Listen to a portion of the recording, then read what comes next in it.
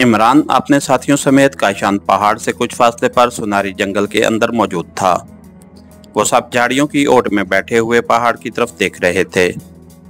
पहाड़ के गिर्द वाकई इंतहाई ऊंची फसील बनी हुई थी, जिस पर जगह जगह वाच टावर से बने हुए थे। सामने एक बड़ा सा लकड़ी का फाटक था जो बंद था।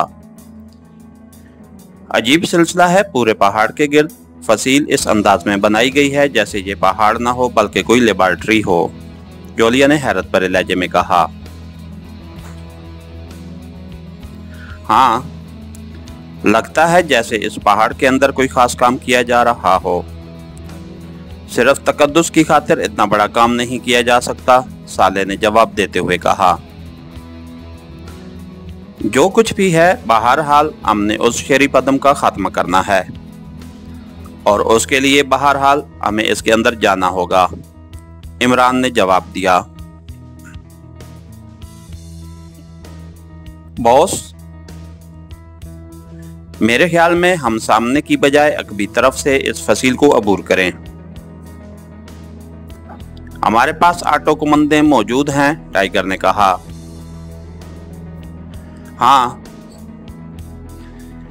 इस फसील की वजह से मैंने उन्हें साथ रख लिया था,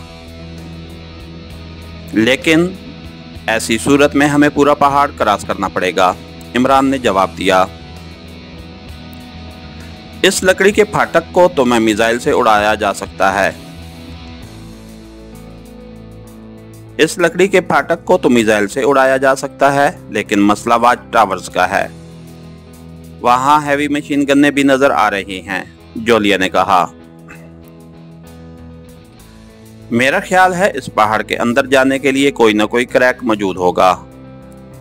अगर हम उनके नोटिस में आए बगैर अंदर पहुंच जाएं तो ज्यादा बेहतर रहेगा, क्योंकि न जाने यहाँ उनकी तादाद कितनी हो, इमरान ने कहा।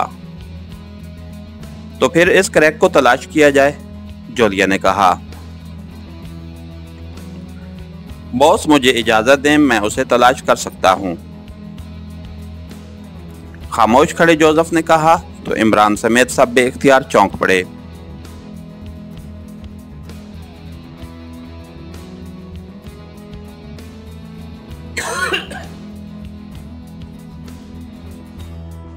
कैसे तलाश करोगे? इमरान ने हैरत भरे लहजे में कहा। क्योंकि ये वाकई इंतहाई दुश्वार काम था। पूरे पहाड़ के गिर्द मौजूद गारों को चेक करना जरूरी था।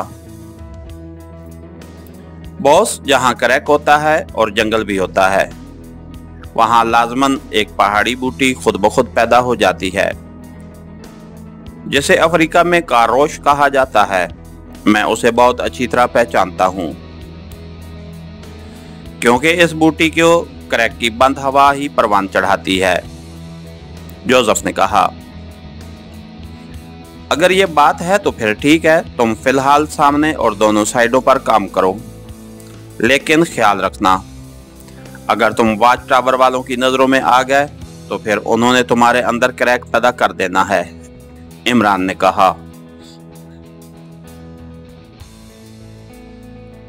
आप बेफिक्र रहें बॉस, जोसेफ की हरकत जंगल के पौधे भी चेक नहीं कर सकते। वाच टावर वाले कैसे करेंगे? जोसेफ ने बड़े फाखराना लहजे में कहा और तेजी से आगे बढ़ गया। अब हमें यहाँ जोसेफ का इंतजार करना होगा, जोलिया ने कहा।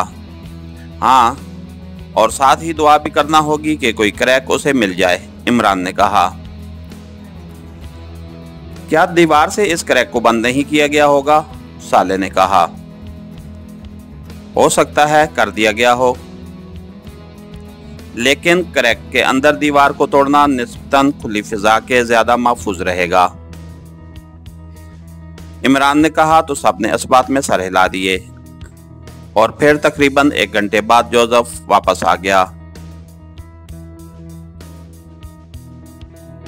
बॉस, क्रैक मैंने तलाश कर लिया है, लेकिन उसे दीवार डालकर आगे बंद कर दिया गया है, जोसेफ ने करीब आकर कहा। कहाँ है क्रैक?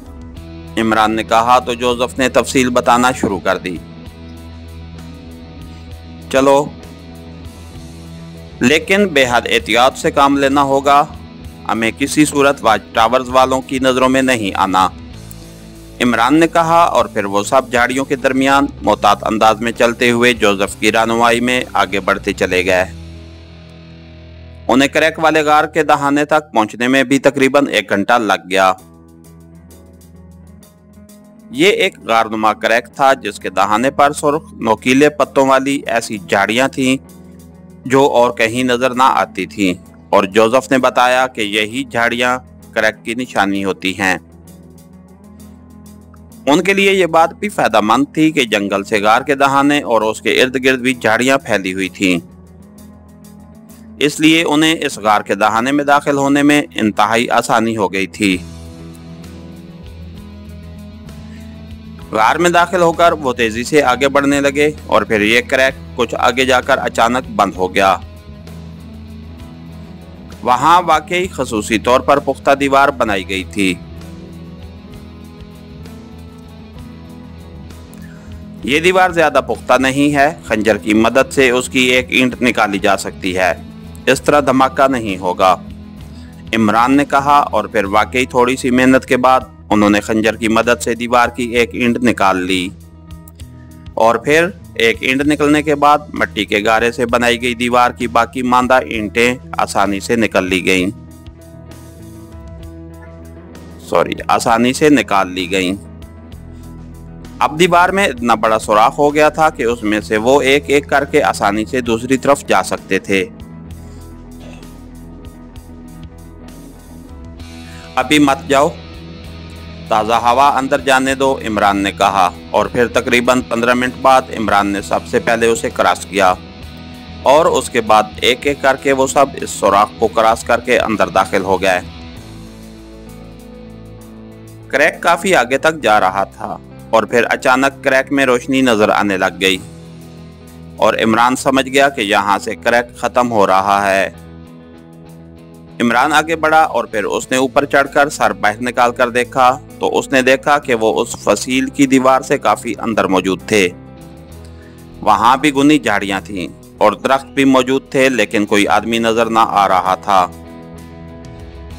इमरान ने मुड़कर अपने साथियों को बाहर आने का इशारा किया और फिर वो उछलकर उस क्रैक से बाहर आ गया।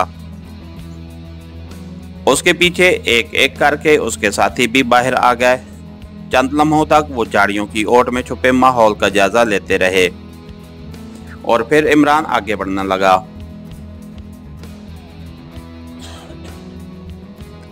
लेकिन अभी उन्होंने कुछ ही फासला तय किया होगा कि अचानक दरख्तों से साई साई की आवाजें उभरी और उसके साथ ही उनके आसपास और कदमों में हल्के से धमाके होने लग गए। इससे पहले कि इमरान और उसके साथी संभलते, उनके ज़हन यकलख्त गहरी तारीकी में डूबते चले गए। इसके साथ ही हमारी आज के एपिसोड का इख्तिताम हुआ। कहानीगर चैनल को लाइक कीजिए, सब्सक्राइब कीजिए और बेल आइकन को प्रेस कर दीजिए ताकि हर आने वाली नई वीडियो आप तक बर वक्त पहुँच सके। शुक्रिया।